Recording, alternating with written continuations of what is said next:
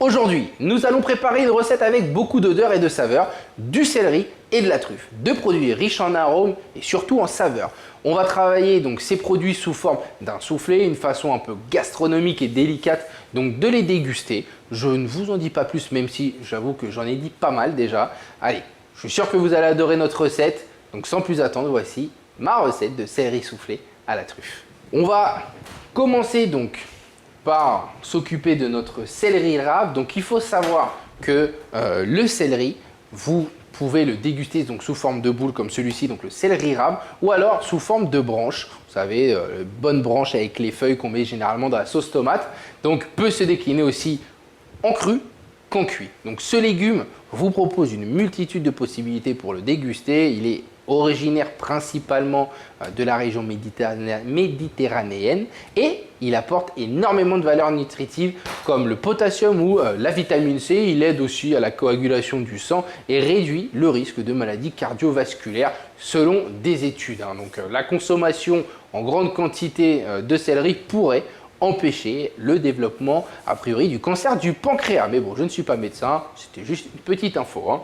On va donc s'occuper de notre, là en l'occurrence, céleri rave, céleri boule, celui qu'on utilise pour le céleri rémoulade en gros. On va tailler les deux extrémités. Puis là, on va venir donc faire le tour un peu pelé à vif, on appelle ça. Nickel. On enlève toutes les impuretés. Voilà. Maintenant, le céleri, on va le cuire après. Donc, on va le tailler en petits dés pour tout simplement gagner du temps au niveau de la cuisson. Après, si vous n'êtes pas pressé, vous pouvez tailler en grosse mirepoix ou comme vous voulez. Moi, je vais le tailler un peu plus petit pour gagner en temps de cuisson.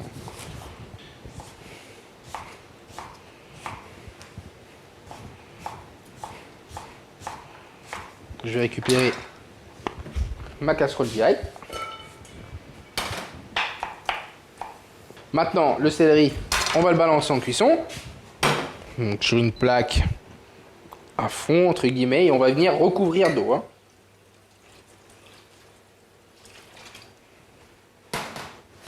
Voilà. À hauteur. On va donc monter à ébullition et on va cuire une dizaine de minutes. Facile, vu que moi j'ai taillé assez fin. Allez, c'est parti. Pendant que notre céleri cuit tranquillement, on va s'occuper de clarifier nos œufs. Vous allez voir, une recette de soufflé, c'est assez simple. C'est généralement une purée ou une béchamel, une mornay ou ce que vous voulez. Et puis on incorpore des blancs d'œufs. Donc là, on va clarifier les œufs. Voilà. Tac. De 4 blancs et 2 jaunes. Parfait. Ces jaunes-là, on se les réserve pour plus tard. Ces deux jaunes, on en a besoin. Et ces blancs-là, on va les monter dans la foulée. On va aller voir notre céleri, ce qu'il en est. Bon.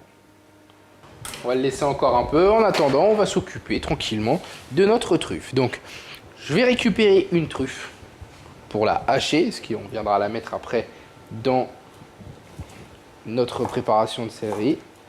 Donc voilà, taille des tranches. Si alors la truffe c'est entre guillemets facultatif, si vous n'avez pas de truffe, vous pouvez mettre de la crème de truffe ou de l'huile de truffe. Ça sera aussi bon. La chance d'avoir de la truffe fraîche du moins. Donc on en profite. Maintenant on va venir hacher celle-ci.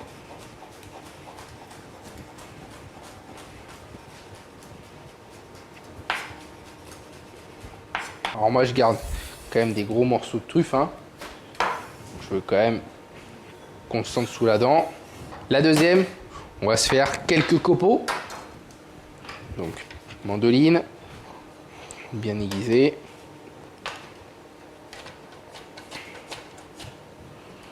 Plus gros.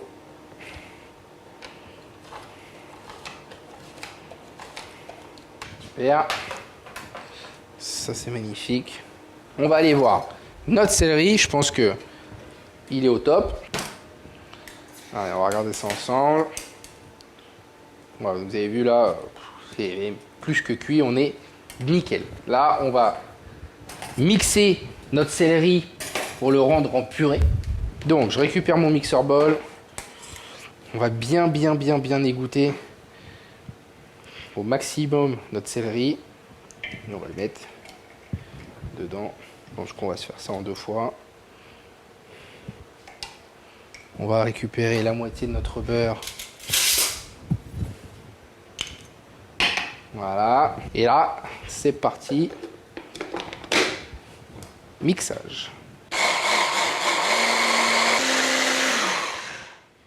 Ouais, c'est lisse comme il faut.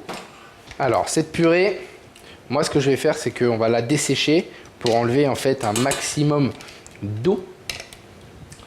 Vous allez voir que le soufflé de céleri ne souffle pas autant qu'un soufflé au fromage par exemple ou un soufflé à l'orange, dû en fait à l'humidité présente dans le céleri.